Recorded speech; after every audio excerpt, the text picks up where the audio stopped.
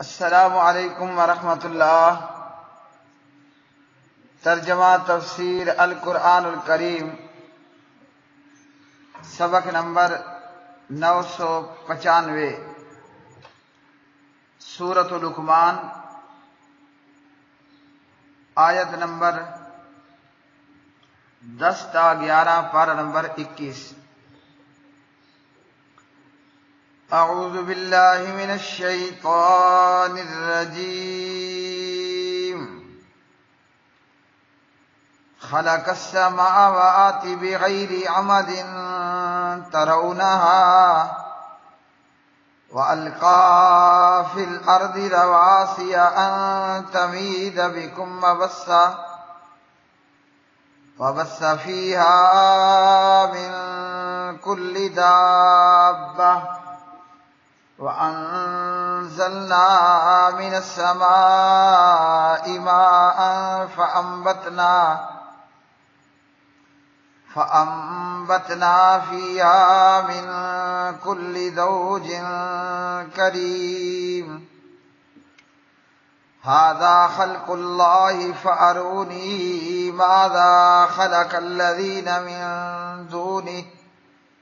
بل الظالمون فی ضلال مبین۔ اس نے آسمانوں کو ستونوں کے بغیر پیدا کیا جنہیں تم دیکھتے ہو، اور زمین میں پہاڑ رکھ دیے تاکہ وہ تمہیں ہلا نہ دے، اور اس میں ہر طرح کے جانور پھیلا دیے، اور ہم نے آسمان سے پانی اتارا، پھر اس میں ہر طرح کی عمدہ قسم اگائی۔ یہ ہے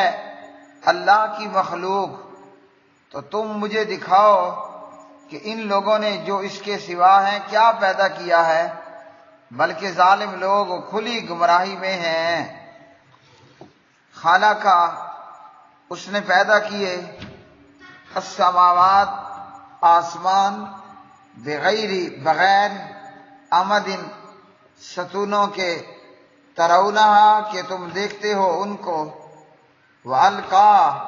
اور اس نے گاڑ دیے، فِي الْأَرْضِ، زمین میں، رواسیہ، پہاڑ، ان تمیدا، تاکہ وہ جھک پڑے، بکم، تمہیں لے کر، وبثا، اور اس نے پھیلائے، فیہا، اس میں، من کلی، ہر قسم کے، دابۃ، چپائے، وانزلنا، اور ہم نے اتارا، من السماء، آسمان سے، ماء، پانی، فانبتنا، پھر ہم نے اگائی، فیہا، اس میں، من کل زوج، ہر قسم، کریم، عمدہ، ہذا، یہ، خلق اللہ، اللہ کی مخلوق ہے، فارونی، تو تم مجھے دکھاؤ، ماذا، کیا ہے وہ جو، خالق، پیدا کیا ہے، الذین، ان نے جو، من دون ہی، اس کے سوا ہیں، بلکہ الظالمون، ظالم لوگ، فی ضلال مبین، واضح گمراہی میں ہیں۔ پیارے بھائی اور میری بہنوں،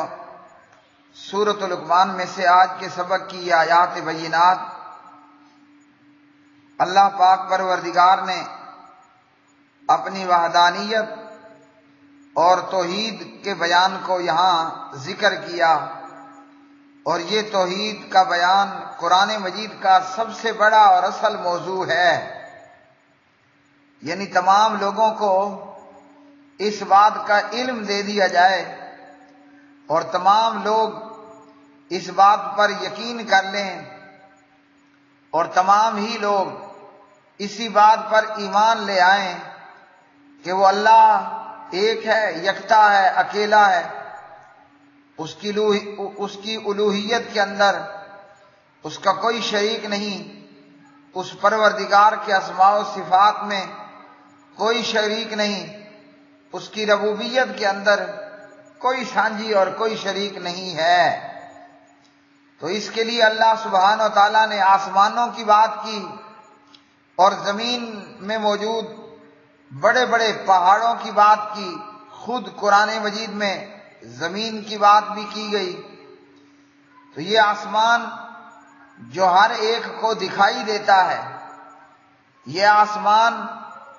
جو ہر ایک اس کے متعلق جانتا ہے، اور پہاڑ جو ہر ایک کو دکھائی دیتے ہیں، یا ہر شخص ان پہاڑوں کے متعلق جانتا ہے۔ یہ اتنے بڑے بڑے 7 آسمان اسی ایک اکیلے اللہ ہی نے تو پیدا کیے، اور پھر زمین میں یہ بڑے بڑے پہاڑ یہ بھی اللہ اکیلے ہی نے پیدا کیے ہیں۔ تو آسمانوں کو اللہ نے بغیر ستون کے پیدا فرمایا، ہاں جی، کوئی ستون اور کوئی پلر نہیں ہے۔ جب اتنے بڑے بڑے آسمان اللہ نے پیدا کیے اور انہیں پیدا بھی بغیر ستونوں کے کیا، اور زمین کو پیدا کیا،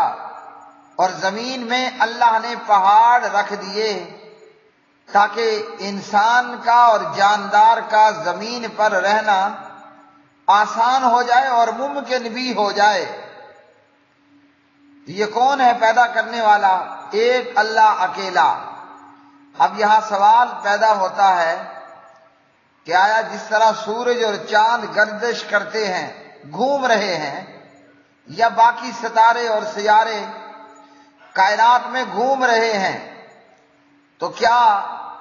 زمین بھی گردش میں ہے اور زمین بھی گھوم رہی ہے؟ تو اس پر مختلف لوگوں کا مختلف خیال ہے۔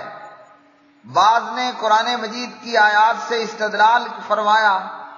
اور کہا کہ زمین نہیں گھوم رہی۔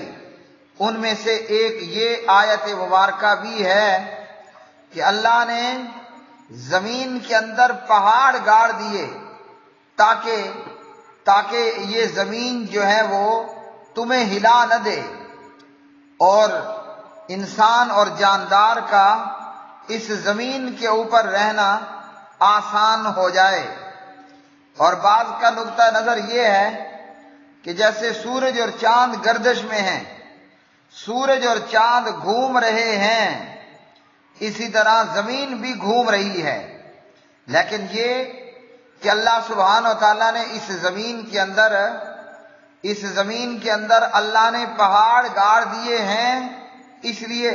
اس کے گھومنے کے باوجود، اس کی گردش اور اس کے تیرنے کے باوجود انسان کا اور جاندار کا اس پر رہنا ممکن ہوا۔ ان کا کہنا ہے وَكُلٌّ فِي فَلَكٍ يَسْبَحُونَ،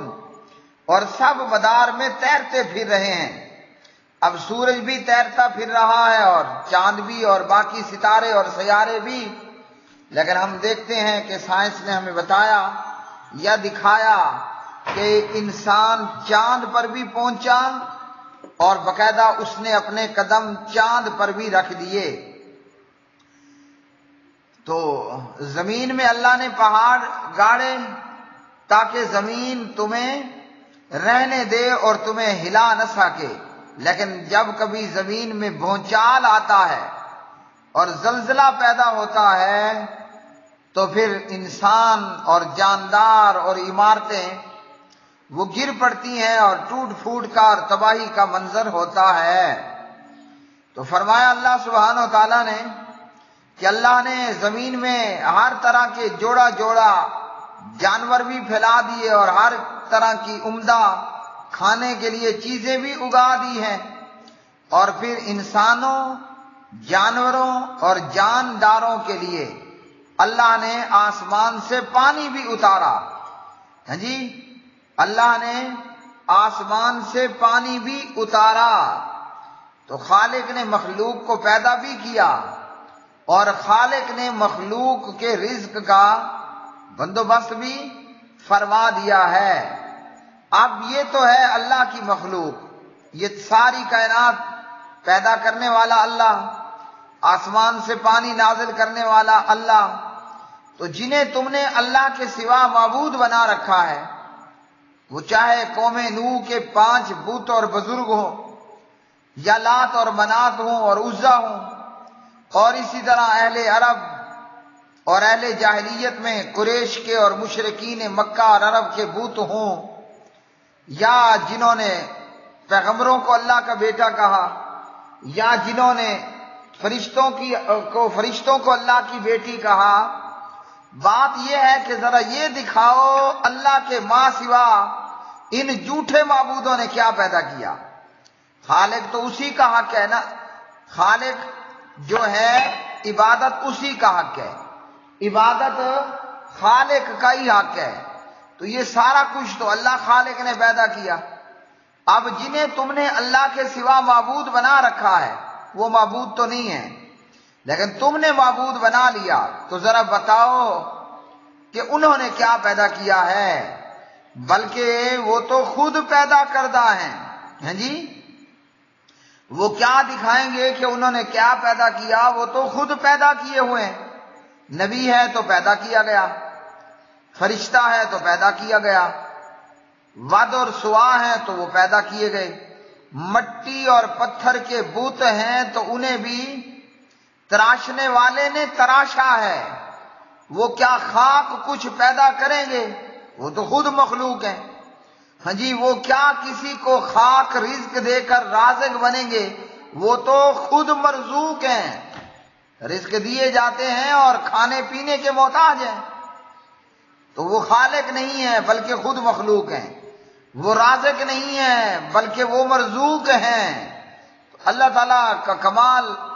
شفقت اور مہربانی کہ پروردگار فرماتے ہیں اچھا دکھاؤ جو تمہارے ان جھوٹے معبودوں نے پیدا کیا، کوئی چیز تو پیدا کر لیں، مکھی پیدا کر لیں، یا مکھی کوئی چیز لے گئی ہے تو اس سے وہ چیز واپس لے لیں۔ ہاں جی، فرمایا ان الذین تدعون من دون اللہ، جنہیں تم اللہ کے سوا پکارتے ہو نا، لن یخلقوا ذبابا، یہ تو ایک مکھی بھی پیدا کرنے والے نہیں ہیں، اور اگر وہیں یسلبہم الذباب شیئا، مکھی کوئی چیز لے جائے تو یہ اس سے وہ چیز واپس ہی نہیں لے سکتے۔ یہ جھوٹا معبود بھی کمزور ہے اور اس جھوٹے معبود کی عبادت کرنے والا بھی کمزور ہے۔ اب مشرکین مکہ اور کافر بھی یہ مانتے تھے اور ہیں کہ کائنات کا پیدا کرنے والا تو اللہ ہے، تو جب اللہ کو خالق مان لیا، عبادت اللہ کے غیر کی کیوں؟ عبادت بھی تو اسی اللہ اکیلے کی ہی ہونی چاہیے۔ ہاں، اب مان لینے کے بعد کہ خالق اللہ ہے اور معبود کسی اور کو بنائیں، یا اللہ کی عبادت کے اندر کسی اور کو شامل اور شریک کر لیں، تو یہ وہی شخص کر سکتا ہے جو دہشت گرد ہو، یہ وہی شخص کر سکتا ہے جو ظالم ہو، کھلا گمراہ بندہ جانتا ہے، مانتا ہے کہ خالق اللہ ہے، پھر بھی اللہ سبحانہ و تعالیٰ کی عبادت کے اندر، اللہ کی پوجا کے اندر دوسرے کو شریک کرے، تو پتہ چلا کہ یہ ہیں ہی ظالم، کھلی گمراہ میں ہیں۔ کوئی بندہ نادانی میں کچھ کرے تو وہ علیحدہ بات، یہ وہ ہیں کہ جانتے بوجھتے بھی کہ ہمارے جھوٹے معبود پیدا کچھ نہیں کر سکتے، نہ کچھ کیا، عبادت پھر بھی ان کی کیے جا رہے ہیں۔ تو آخر دعوانا الحمدللہ رب العالمین۔